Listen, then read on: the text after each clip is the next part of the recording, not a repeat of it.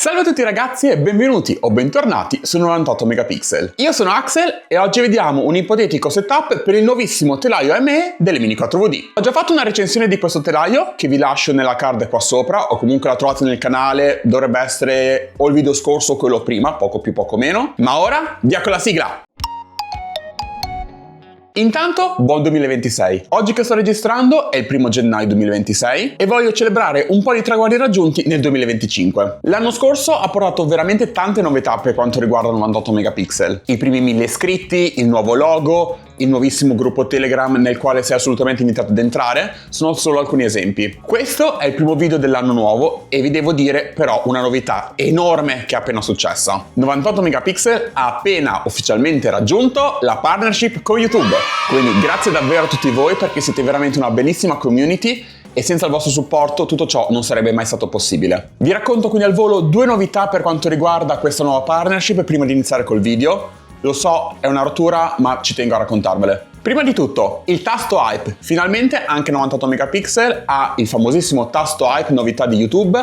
Lo trovate scorrendo tutto a destra, qua sotto al video, dove c'è il like, l'iscriviti e tutto il resto. Col tasto hype avete un modo totalmente gratuito per dire a YouTube che questo video vi piace veramente un sacco e mi aiuta a me a far vedere il video sempre a nuove persone. È una sorta di like ma con superpoteri. Inoltre da oggi saranno attivi gli abbonamenti. Ho messo il prezzo più basso possibile, giusto per chi se la sente e per chi vuole supportare veramente in un modo concreto il progetto. Per tutti gli altri sappiate che non cambierà assolutamente nulla. Chi si abbona però avrà dei vantaggi esclusivi, tra i quali badge fedeltà che si evolve di mese in mese, emoji personalizzate, ringraziamenti ad ogni video e la risposta prioritaria ai commenti. Detto questo, quindi, se ti va, diventa anche tu un Pixel Bunny e supporta in modo attivo il progetto di 98 megapixel. Ma ora basta con le chiacchiere, le info di servizio sono finite e spostiamoci subito sul tavolo da lavoro per vedere un po' questo nuovo setup per la Mini 4VD ME. Ok, eccoci sul banco da lavoro, come potete vedere, ma penso l'abbiate intuito, non sono nella mia solita postazione, sono in vacanza in questo momento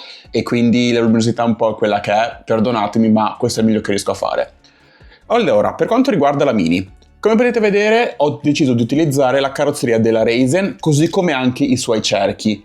Perché? Perché la mia idea è di non stravolgere completamente tutta la macchina, ma bene o male l'esperimento che voglio fare è N-Racer che prende la Mini da scatola, la monta e che poi dopo ci vuole andare a correre, quindi la modifica. Vediamo un po' bene o male cosa ho fatto. Prima di tutto il colore. Come potete vedere ho ricolorato completamente la Mini, ma già lo sapevate se mi seguite un po' sui social, un po' sul gruppo Telegram, perché il rosso per me era obbrobrioso. Facendo questo colore così blu metallizzato l'abbiamo letteralmente ribaltato. Totalmente un'altra macchina e a me piace veramente tanto. Partiamo subito dai punti negativi di questo telaio. Quelli che vi avevo detto alla recensione purtroppo mi tocca confermarli. I fori del telaio risultano veramente delicatini. Io ho veramente avuto i brividi ad avvitarci dentro le viti perché è un attimo che sembra che si spezzino. Fortunatamente non ne ho rotto nessuno, ma perché sono stato veramente molto delicato. Quindi mi raccomando, se usate questa macchina quando avvitate, lubrificate tutti i fori e andateci molto piano. Per quanto riguarda l'anteriore, come potete vedere, ho rimosso il suo baffo in plastica e volevo utilizzare una padella, quindi questa fibra qua, per intenderci, quella che si usa standard per il freno.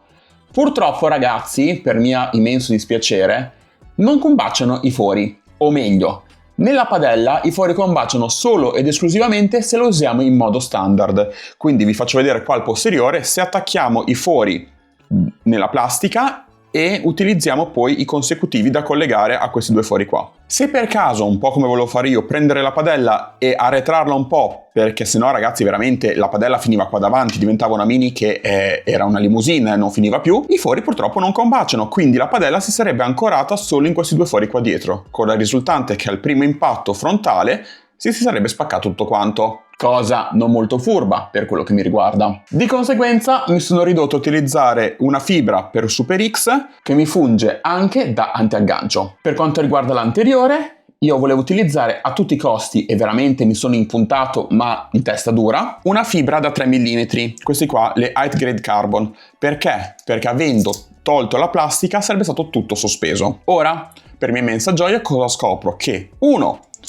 I fori qua al posteriore faticano a combaciare, o meglio, non sono inclinati, quindi se ci mettiamo la vite la fibra si sforza e perdiamo dei gradi, ma ancora di più utilizzando la carrozzeria della Raisin, quando la andiamo a inserire, se qua noi ci mettiamo delle viti, praticamente la carrozzeria non ci entra e quindi fa un sacco fatica, quindi no buono. Mi sono ridotto quindi ad ancorarla solo a questi due punti, nella speranza che essendo comunque tutta appoggiata sul telaio, in caso di impatto comunque non vada a perdere gradi o che non si rompa, perché comunque alla fine è tutto piatto qua, quindi speriamolo un po'. Per quanto riguarda roller e via dicendo, ho montato solamente due clessidre, quindi un setup super standard da 12-13 con stabilizzatore da 11 e all'anteriore questi due piccoli mass damper sottili e alti, perché uno, non si incastrano con la clessidra e non danno fastidio, secondo, non voglio dare troppo peso in avanti per non farla piaccicare di muso. La mia idea iniziale era di porre un altro roller da 13 qua sotto, ma come potete vedere purtroppo per mia immensa gioia non ci sta, perché le plastiche sono troppo sottili. Per quanto riguarda i freni anteriori, ho provato a montare questa spugna abbastanza alta, 3 mm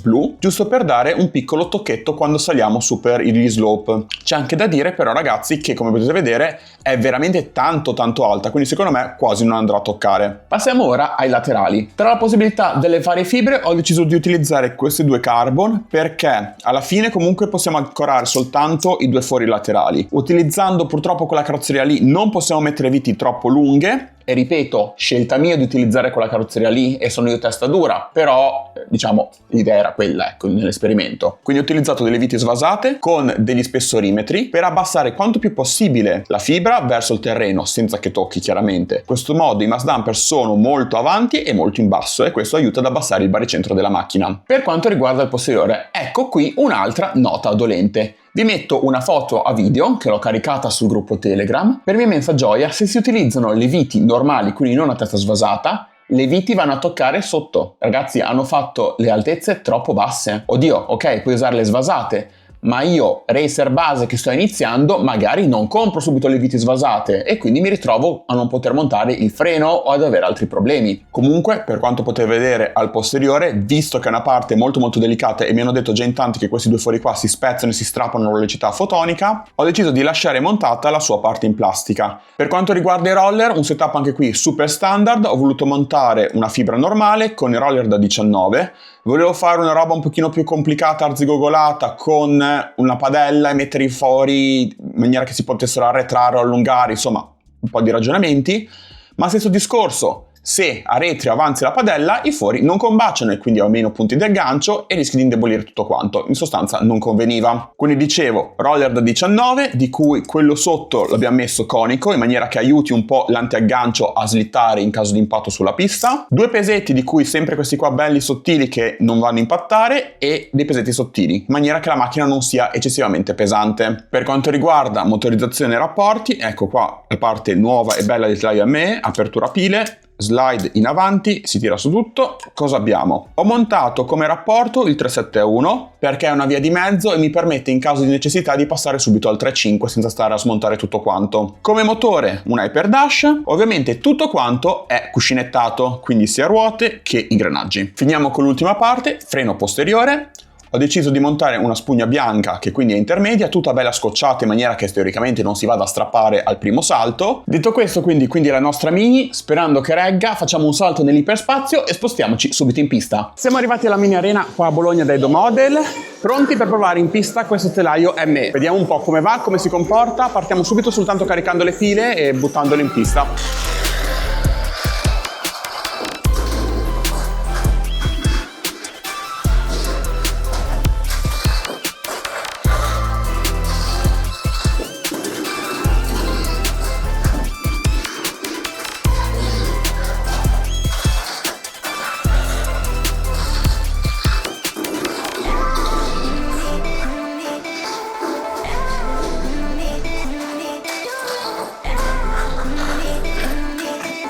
Visto che il primo giro in pista l'abbiamo fatto, proviamo a prendere giù un tempo.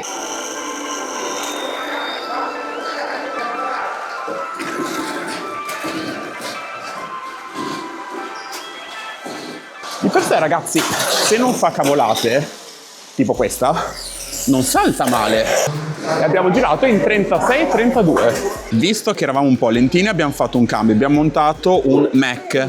ripulito, sistemato, vediamo se così decolliamo fuori o stiamo dentro.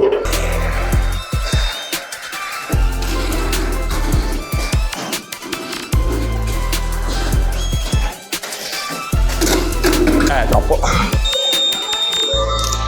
Altro test con pile leggermente più scariche.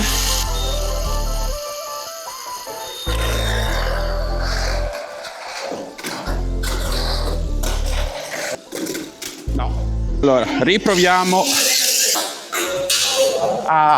E niente, mi sa che si è spenta. Attenzione, non si era spenta, ma il pacco batterie con l'impatto si apre. Non buono. Provo a cambiare le gomme, magari tolgo le marrone, ci metto delle super hard a vedere se si comporta meglio, non ho idea. Allora, con le super hard rimbalza un po' di più, No, non posso dirgli che è il male, ecco. Quasi. Eccoci arrivati alla fine della giornata prove. Allora, devo dirvi ragazzi, non ci siamo minimamente per un fatto molto semplice, ovvero il setup che ho voluto pensare non si fa minimamente con questo telaio. Ho voluto a tutti i costi non montare il buff anteriore e questo, ok, me la accorcia molto, ma rende anche il telaio molto tenero. Già è un telaio che di per sé torce tanto. È molto simile per chi l'ha provato al telaio VZ, quello uno degli ultimi usciti. Il fatto di rimuovere la plastica anteriore lo rende ancora più morbido. Tant'è, vi faccio vedere, se spingiamo un po' all'anteriore tende quasi a perdere i gradi, proprio perché questa plastica qua non tiene niente. Di per sé non scorre male, anche se appunto tende un po' molto a torcersi, quindi ha un pro e un contro, un po' per la tenuta, un po' perché si sbilancia. E sicuramente quello che dovrò fare, e letteralmente ho da qui a una settimana, perché domenica prossima c'è la prossima gara e io vorrei portarlo comunque in pista, è cambiarlo. Quindi cambieremo l'anteriore, monteremo la sua plastica, anche se non mi piace perché lo rende molto lungo, vabbè. Saponetta l'anteriore, perché togliendo comunque così è troppo alto, quindi anche mettendoci un qualsiasi tipo di freno sei comunque troppo volante. Per quanto riguarda il posteriore posso alleggerirlo, rimuovere la plastica e renderlo un pochino più dinamico. Il centrale ci siamo, di per sé non è un grosso problema, quindi diciamo per ora fatto così, togliendo le plastiche no grazie. Proveremo un secondo test con le plastiche perché l'ho visto girare con il musetto tutto montato ed effettivamente può dare le sue soddisfazioni come telaio. Detto questo, quindi io spero che il video comunque ti sia piaciuto. Se ti è piaciuto ricorda di lasciare un like e un commento. Ricordati soprattutto che da adesso c'è anche il tasto hype che trovi qua sotto scorrendo tutto a destra, e in questo modo aiuti l'algoritmo a capire che questo video ti è piaciuto tanto e lo manda ancora di più in giro a tante nuove persone. Letteralmente esiste una classifica per l'hype e più siamo alti più il video viene visto, quindi se ti va cliccalo, è totalmente gratis. Ti ricordo inoltre che sono aperti gli abbonamenti e che ci saranno aggiornamenti per quanto riguarda questo telaio ME probabilmente già dalla prossima gara che ci sarà domenica prossima. Quindi voi vedrete il video lunedì prossimo. Detto questo, quindi mi sembra di avervi detto tutto, vi saluto e noi ci vediamo lunedì prossimo alle 18. Ciao!